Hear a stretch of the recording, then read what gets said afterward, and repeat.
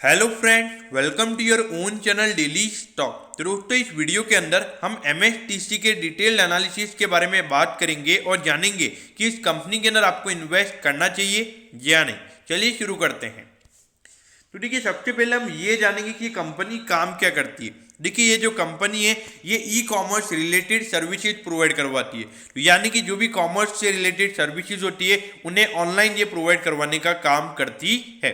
जैसे कि अगर हम देखेंगे ई ऑक्शन यानी कि ऑनलाइन अगर आपको कोई भी चीज़ वगैरह अगर सेल करनी है तो ऑक्शन के थ्रू आप इसको सेल कर सकते हो। उसके अलावा ई सेलिंग हो गया, तो उसके अलावा ई प्रोक्योरमेंट सर्विसेज, और उसके अलावा अगर आपको कोई सॉफ्टवेयर सॉल्यूशन चाहिए तो वो भी ये कंपनी सर्विसेज प्रोवाइड करवाती है।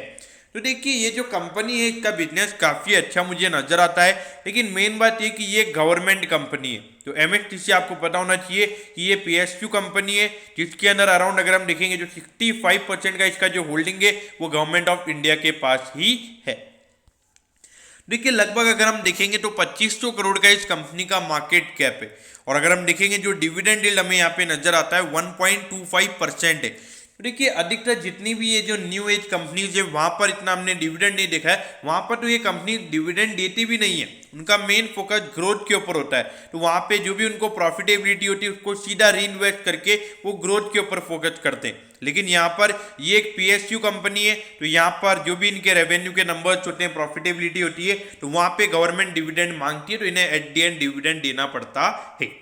लेकिन अगर हम प्राइस टू अर्निंग रेशियो की बात करेंगे तो लगभग 16.5 का यहाँ पे प्राइस टू अर्निंग रेशियो है। तो देखिए, यहाँ पर आपको लगेगा कि जो दूसरी न्यू एज कंपनीज हैं लगभग 200 के पी पे ट्रेड हो रही हैं, तो ये इतने सस्ते वैल्यूएशन पे क्यों ट्रेड हो रहा है। क्योंकि देखिए, ये इन कंपनीज से आप कंपेयर नहीं कर सकते, क्योंकि ये कंपनी ना तो डिविडेंड दे रही है, ज़्यादा फोकस ग्रोथ के ऊपर है। और अगर हम इसके रेवेन्यू के नंबर्स की बात करेंगे तो पिछले कुछ टाइम से इतना रेवेन्यू ग्रोथ भी हमें देखने को नहीं मिला है, इसकी वजह से ये वैल्यूएशन हमें यहाँ पे नजर आता है।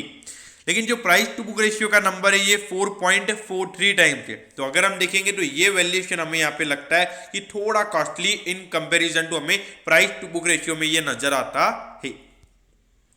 ये देखिए, अगर हम देखेंगे तो 1920 में अगर हम कंपनी के रेवेन्यू के नंबर्स की बात करेंगे तो ऑलमोस्ट यहाँ पे 50% से भी ज्यादा हमें कंपनी के रेवेन्यू के नंबर्स कम होते हुए नजर आए थे।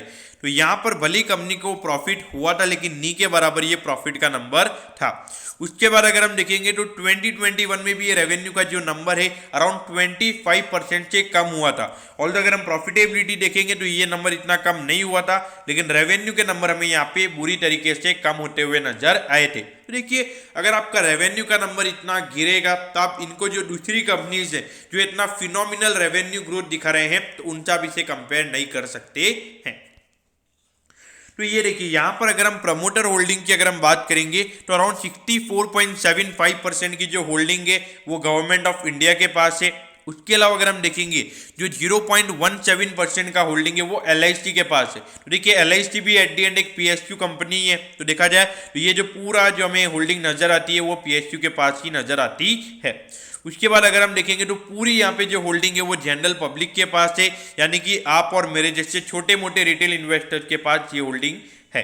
तो देखिए, यहाँ पर एफआईआई और डीआईआई यानी कि जो म्यूचुअल फंड है और जो फॉरेन इन्वेस्टर्स हैं वो इन्वेस्ट क्यों नहीं कर रहे हैं, क्योंकि देखिए ये एक पीएसयू कंपनी है, यहाँ पे ज़्यादा डिविडेंड के ऊपर कंपनी का फोकस रहता है, ज़्यादा ग्रोथ के ऊपर फोकस नहीं रहता है। तो यहाँ पे जनरली जो फॉरेन इन्वेस्टर्स हैं वो कंफर्टेबल नहीं होते, तो इसीलिए हमें यहाँ पे एफआईआई और डीआईआई की कोई भी होल्डिंग नजर नहीं आती है। तो देखिए, पूरा यहाँ पे जो होल्डिंग है रिटेल इन्वेस्टर्स के पास है, तो as a long term point of view ये एक बड़ा इश्यू मुझे यहाँ पे नजर आता है।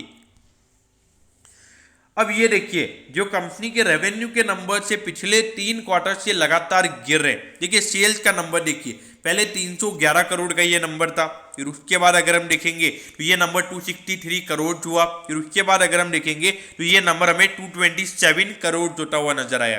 देखिए, लगातार जो रेवेन्यू का नंबर है वो गिर रहा है, और जो प्रॉफिटेबिलिटी है कंपनी की वो भी हमें लगातार गिरती हुई नजर आ रही है। तो देखिए, अगर आपके रेवेन्यू के नंबर ग्रो नहीं होंगे तो सीधी सी बात है कि आपके एक्सपेंसेस थोड़े से ही कम होंगे, और एट द एंड जो नेट प्रॉफिट का नंबर है वो आपका बुरी तरीके से कम होता हुआ नजर आएगा।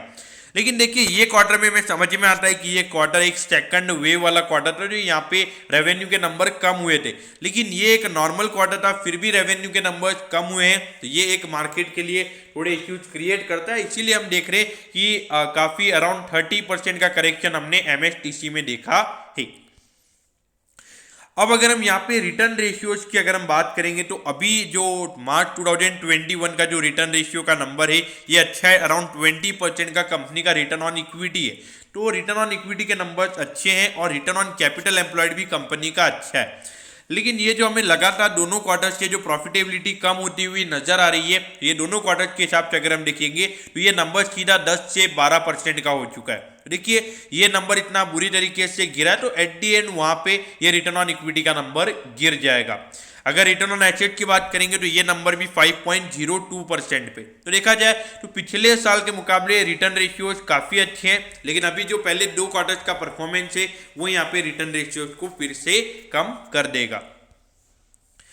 अब अगर हम यहाँ पे कंपनी के डेट की बात करेंगे तो एग्रेसिवली कंपनी ने डेट कम किया है। देखिए 1.58 का कंपनी का डेट टू इक्विटी था, उसके बाद सीधा ये 0.55 हुआ है और अभी उसके भी ऑलमोस्ट ये आधा हो चुका है, तो 0.28 का हो चुका है। तो देखिए एग्रेसिवली ये जो कंपनी ने डेट कम किया है, इसकी वजह से हमें जो कंपनी का अगर आप देखोगे पहले 79 कंपनी का रिटर्न ऑन इक्विटी माइनस था और जब कंपनी लॉस में थी, तो यहाँ पर ये कंपनी प्रॉफिटेबल इसलिए हुई थी क्योंकि कंपनी ने एग्रेसिवली डेट कम किया और जहाँ पे जो पैसा इंटरेस्ट पेमेंट में जाता था तो वो एट दी एंड कंपनी के नेट प्रॉफिट में हमें ऐड होता हुआ नजर आया। अगर इंटरेस्ट कवरेज रेशियो की बात करेंगे तो ये नंबर 20 टाइम्स है, यानी कि कंपनी का जो ऑपरेटिंग प्रॉफिट का नंबर है वो यहाँ पे काफी अच्छा है। मतलब जितना कंपनी को इंटरेस्ट पे करना है उसका 20 टाइम्स यहाँ पे अभी कंपनी ऑपरेटिंग प्रॉफिट जनरेट कर रही है। लेकिन वो नंबर भी अभी अगर हम देखेंगे तो दो क्वार्टर्स से कम हुआ है, तो इंटरेस्ट कवरेज रेशियो भी हमें वहां पे कम होता हुआ नजर आएगा।